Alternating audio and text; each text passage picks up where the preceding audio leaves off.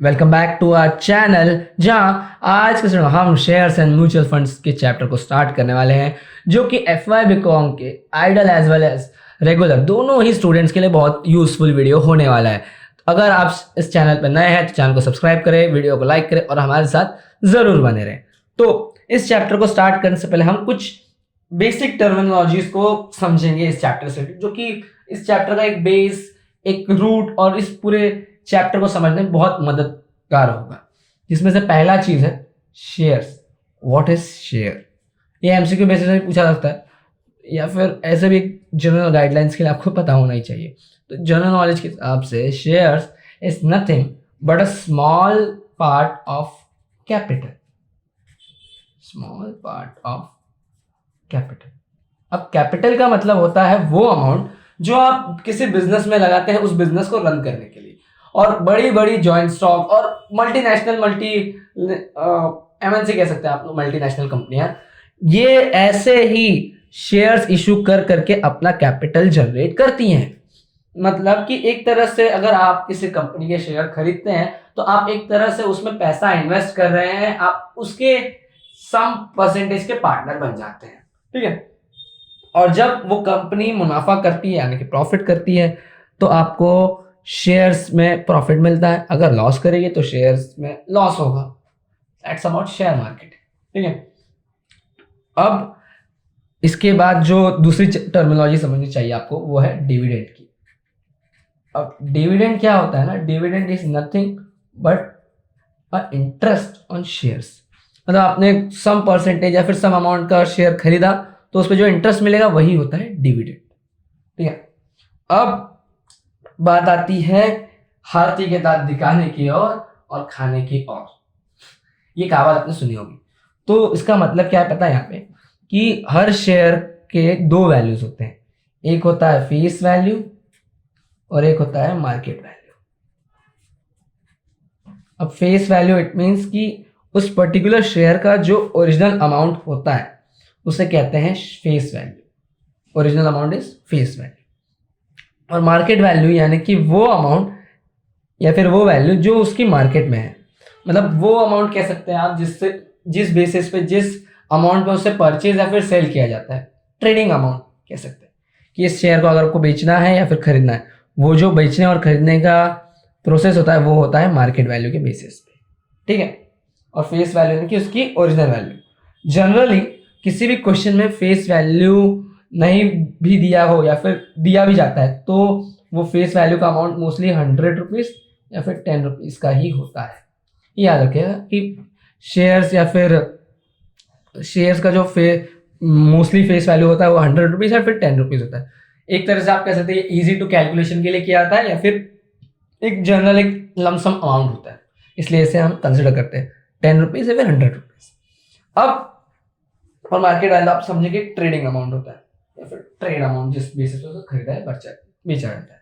ठीक है। अब फेस वैल्यू के भी 3 टाइप्स होते हैं। मतलब आप कह सकते हैं कि जो शेयर्स है उसे भी आप 3 तरीकों से खरीद या बेच सकते हैं। एक होता है एट पार, एक होता है एट डिस्काउंट और तीसरा होता है एट प्रीमियम। एट पार में क्या होता है ना कि शेयर की जो वैल्यू है वो इक्वल होती है फेस वैल्यू की। मतलब equal to face value. Share की फेस वैल्यू यानी कि जो ओरिजिनल अमाउंट है उसी अमाउंट पे अगर हम उस शेयर को बेचें या खरीदें तो वो जो ट्रेडिंग होती है या फिर वो खरीदी बिक्री होती है, जैसे कि हिंदी में कह सकते हैं, वो होती है एट पार बेसिस पे। ठीक है। अब अगर less than face value share को खरीदा या बेचा जाए तो वो जो खरीदी और बिक्री होती है वो होती है एट डिस्काउंट। डिस्काउंट मतलब कुछ अमाउंट कम करके उस शेयर को बेचा जाए। मतलब वो शेयर ओरिजिनली 10 रुपए का था, हम उसे 5 रुपए में बेच रहे हैं या फिर 5 रुपए में खरीद रहे हैं, तो हम वहां पे ट्रेडिंग करते वक्त एट डिस्काउंट बेसिस पे वो शेयर खरीदेंगे या बेचेंगे। और the last one is premium, जो कि डिस्काउंट का उल्टा होता है, मोर देन फेस वैल्यू।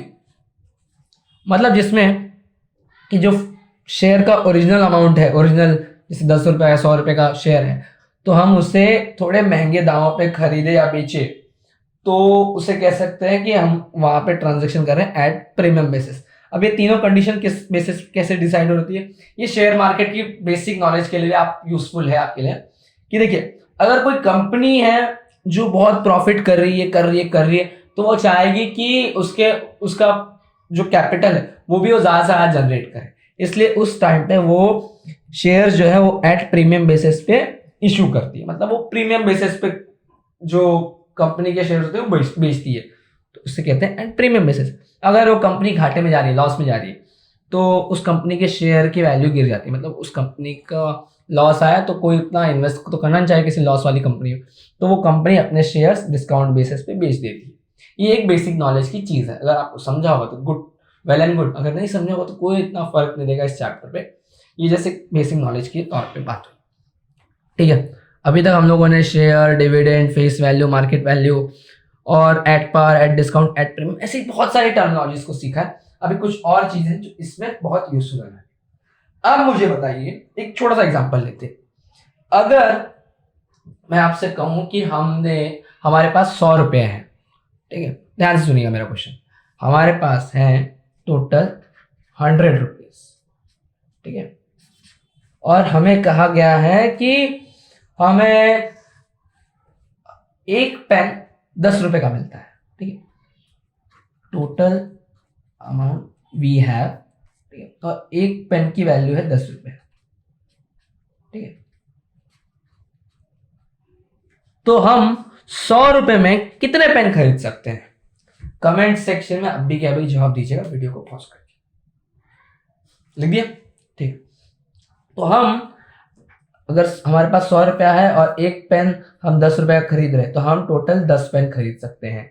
ये जो क्वांटिटी का क्वेश्चन है मैंने किस तरह सॉल्व किया, total amount upon the value of one product, इस बेसिस पे मैंने टोटल प्रोडक्ट का वैल्यू निकाला, मैंने 100 को 10 से भाग दिया। मुझे पता है कि मुझे 100 रुपया है मेरे पास और मुझे पेन खरीदना है, जिसमें एक पेन 10 रुपए की आ रही है, तो मैंने देख लिया कि मैं टोटल अमाउंट में जितने, मतलब एक पेन की जो वैल्यू है उससे डिवाइड करूंगा तो मुझे टोटल नंबर ऑफ पेन मिल जाएगा।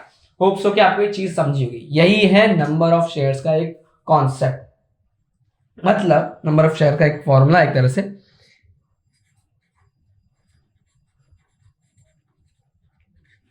टोटल इन्वेस्टमेंट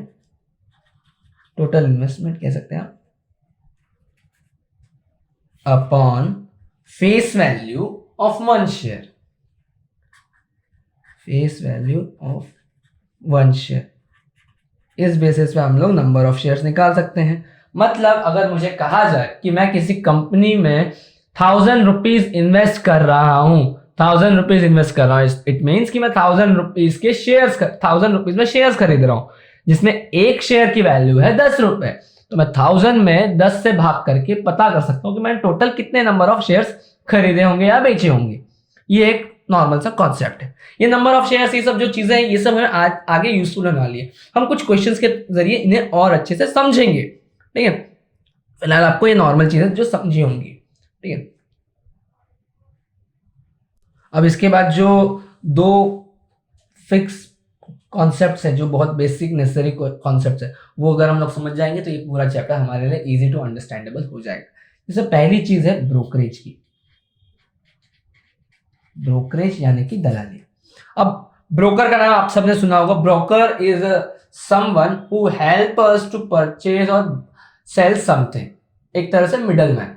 तो जब वो इंसान, कोई व्यक्ति आपके हेल्प करे कुछ खरीदने या बेचने में, वो ब्रोकर होता है और वो एक अमाउंट चार्ज करता है जिसे कहते हैं ब्रोकरेज, ठीक है। एक सर्टेन परसेंटेज का अमाउंट चार्ज करता है जिसे कहते हैं ब्रोकरेज। वो जो सर्टेन परसेंटेज है, जो भी एक्स परसेंटेज होगा, वो चार्ज करता है एज पर मार्केट वैल्यू। यानी कि अगर यहाँ पे शेयर के हिसाब से समझा जाए तो कोई इंसान अगर आपको कोई शेयर बेचने या खरीदने में मदद करे तो उस वक्त वो उस शेयर का जो मार्केट में वैल्यू है, जो असल वैल्यू नहीं, असल वैल्यू से कोई मतलब नहीं है, जो मार्केट वैल्यू यानी कि जिस बेसिस पे उस शेयर को खरीदा या बेचा जा रहा है, उस अमाउंट का एक फिक्स परसेंटेज चार्ज करता है। ठीक है, याद रखिएगा। और जो डिविडेंड होता है वो चार्ज होता है एज पर फेस वैल्यू। दोनों में फर्क याद रखिएगा, डिविडेंड चार्ज होता है on face value, brokerage charge होता है ऑन मार्केट वैल्यू। दोनों एक सर्टेन परसेंटेज ऑफ अमाउंट ही होते हैं, ये चीज आप याद रखिएगा। तो होप सो कि आपको ये सभी टर्मिनोलॉजी समझी होंगी, ये कॉन्सेप्ट समझे होंगे। हाँ, इस वीडियो को लाइक करें, कमेंट करें और शेयर जरूर करें।